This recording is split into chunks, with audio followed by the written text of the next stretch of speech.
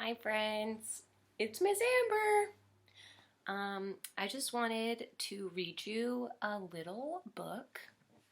It's actually a pretty big book.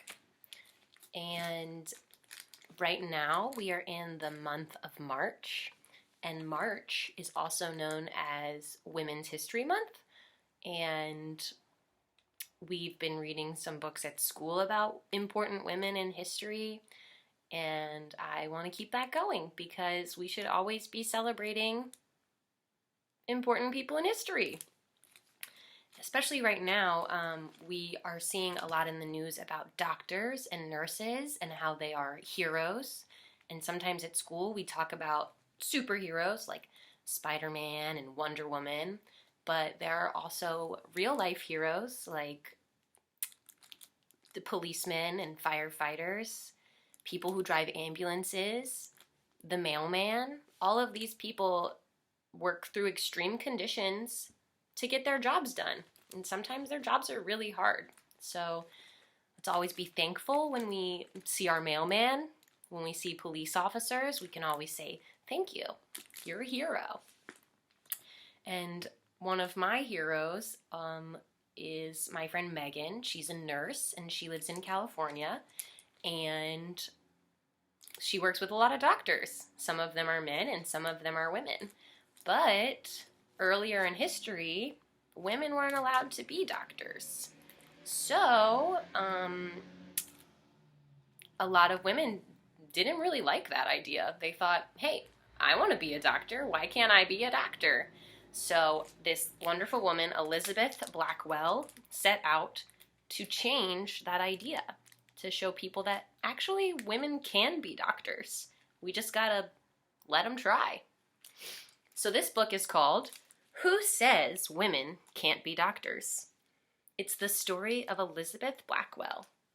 It was written by Tanya Lee Stone, and it was illustrated by Marjorie Priceman. Marjorie Priceman is the illustrator, so she drew the pictures. The author writes the words. Elizabeth Blackwell lived a long time ago. She lived in 1830. That was the year. Right now the year is 2020. Long time ago. Who says women can't be doctors?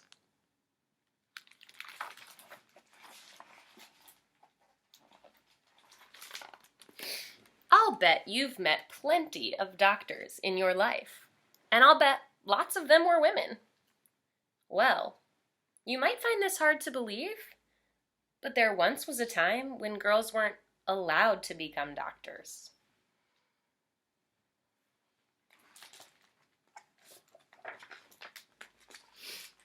Back in the 1830s, there were lots of things girls couldn't be. Girls were only supposed to be wives and mothers, or maybe teachers or seamstresses. Being a doctor was definitely not an option. What do you think changed all that? Or should I say, who?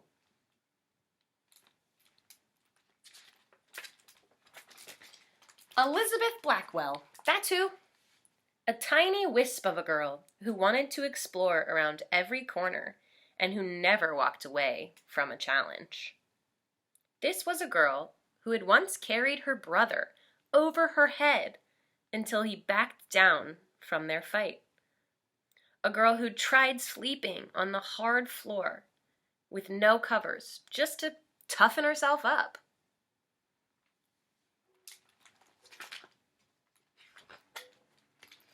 A girl who climbed up to her roof and stretched out as far as possible with a spyglass to see what was happening on the other side of town. But she hadn't always wanted to be a doctor. Actually, blood made her queasy. One time, her teacher used a bull's eyeball to show students how eyes work. Elizabeth was repulsed. And she hadn't always wanted to help the sick.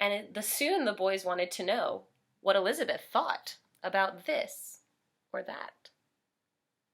It took the townspeople longer to accept her. Some people are afraid of anything new or different. Not Elizabeth.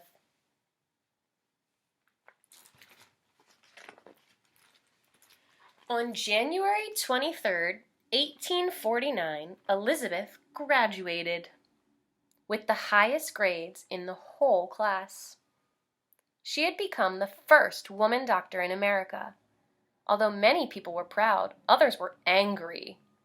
One doctor even wrote, "I hope, for the honor of humanity, that she will be the last."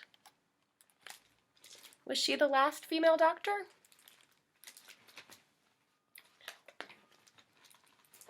But as you know, she certainly was not.